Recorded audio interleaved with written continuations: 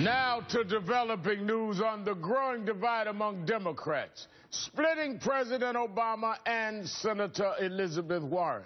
They've been trading words over his trade deal. And now, ahead of a key Senate vote tomorrow, the president is raising the stakes. The truth of the matter is that, Elizabeth is, a politician like everybody else, and, she's got a voice that she wants to get out there. And I understand that. And on most issues, she and I deeply agree. On this one, though, her arguments don't stand the test of fact and scrutiny. A politician like everybody else.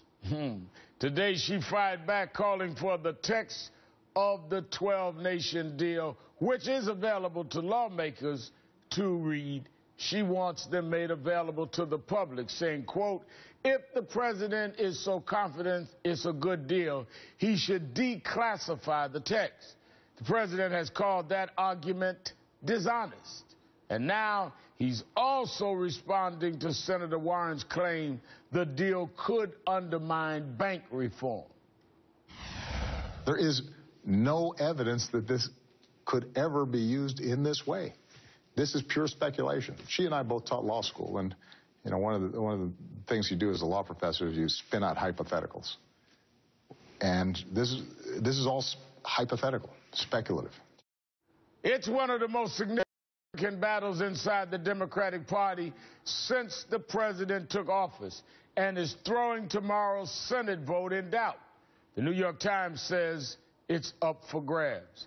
Now for a debate. Let me bring in political strategist Angela Rye, who supports giving the president authority to negotiate the agreement, and Jason Johnson, political science professor at Hiram College, who disagrees and says Congress should have the ability to offer amendments. Thank you both for being here tonight. Glad to be here, Rev. Jason, the president says Senator Warren is just a politician whose arguments don't stand up. Your take? This is a tremendous amount of shade going on for a guy who's going to be leaving office soon. I mean, look, the president has every right to argue for the additional power that he wants. I don't think all of his criticisms of Senator Warren are correct. Yes, some of them are speculative, but they're not unrealistically speculative. But I think overall, this is a healthy debate. I would rather have Democrats and Republicans debating TPA and TPP rather than the whole thing getting forced down our throats through some sort of hidden vote. Angela?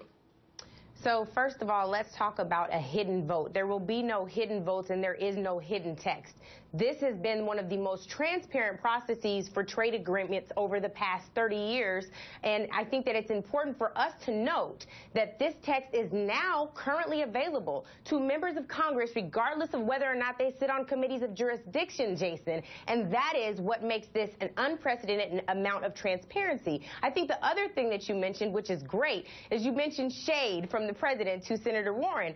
Let me just emphasize the fact that Senator Warren was the person who led the Congressional Oversight Panel for TARP. That is a role that the president entrusted her in, and he made her senior advisor to CFPB, an organization or a bureau that was stood up because of her recommendation.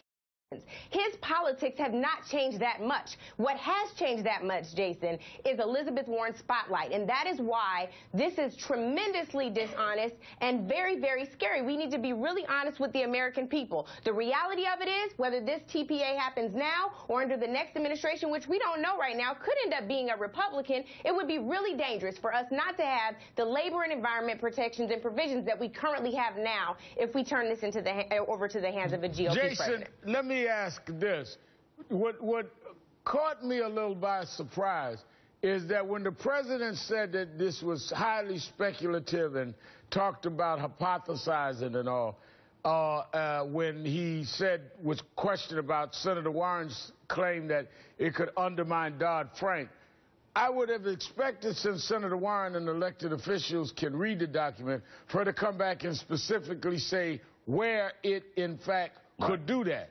For her to come back and say, make it public, does that mean that it is speculative and there is nothing in the document that could connect to undermining Dodd-Frank in a concrete way?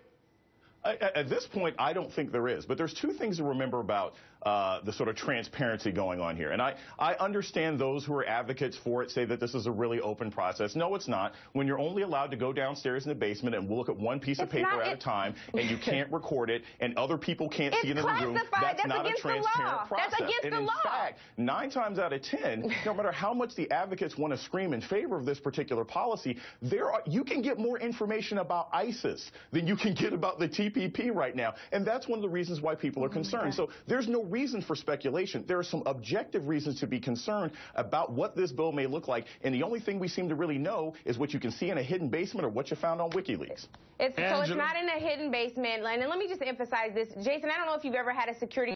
I did because I worked on the Committee on Homeland Security on Capitol Hill. All members have security clearances, and that's why they're able to view this text. This text is classified, which means it would be against the law to share it publicly. And the reason for that, maybe we could say, hey, well, this shouldn't be classified. Well, that same argument should be applied for the trade agreements over the past 30 years, which have all been classified. I think that we need to have an intellectually honest argument here. And by that, I'm saying there isn't anything that would undo Dodd-Frank. The fact that it could happen, yes, it could happen through a very convoluted process through a trade agreement, but you know how else it could happen? There's a Republican House, there's a Republican Senate. If we had a Republican president and he said that he wanted to repeal Dodd-Frank, by golly, they could take it to the Hill, pass a bill, and he'd sign it into law. They don't need to go through a trade agreement for that. That's why this is intellectually dishonest. As a brilliant lawyer, Elizabeth Warren knows better. Jason, what about the contention that this, in fact,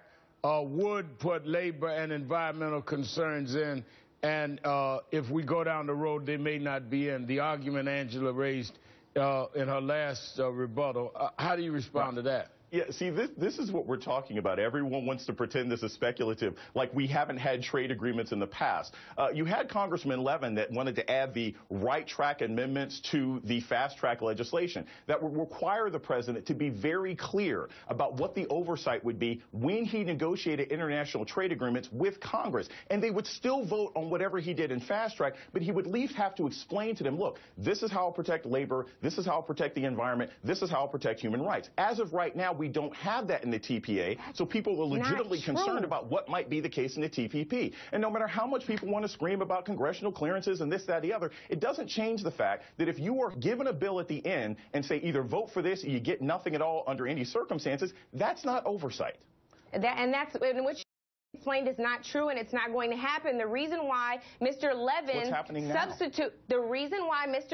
substitute was not given consideration is because it was not germane to TPA. He had a substitute for TPP. Through the committee process, you have to have something that's germane. They weren't on TPP yet. Let me hop in here. What do you think is going to happen with the vote tomorrow, Jason? I think it's going to go through. I think it's going to go through. I think this is a bunch of posturing. Absolutely. It'll go through. We're all friends here. You think it's a bunch of posturing, Jason? On whose side? Don't answer that, because I promise to stay out of the debate, though I have a whole lot to say and will be. Angela Rye, and I'll be saying it. Angela Rye, Jason Johnson, thank you for your time tonight. Look forward to hearing you, Rev. Keep your ears open and your dial. Coming up, new questions about the Baltimore Police Department and whether officers have failed.